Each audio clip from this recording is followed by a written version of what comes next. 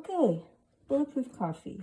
So first of all, this is 2 tablespoons of grass-fed ghee, and some other things I'm going to put in it are bulletproof coffee, bulletproof oil.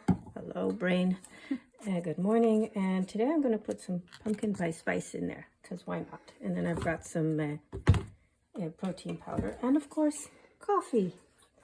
So I put the ghee in there. I'm going to add the other things, which is a tablespoon of brain octane oil, and I'm going to put in a little bit of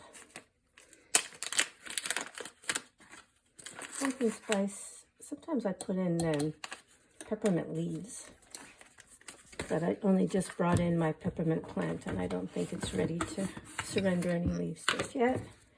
And a scoop of protein powder just to give it a nice protein kick in the morning. Coffee. And here's the thing about making your bulletproof coffee nice, whether you add protein powder or not, but you don't want an oil slick on top of your coffee. So I use this French press, as you can see. Splash. It's okay. And it makes a nice latte-like drink. Not miserable at all. No oil slicks.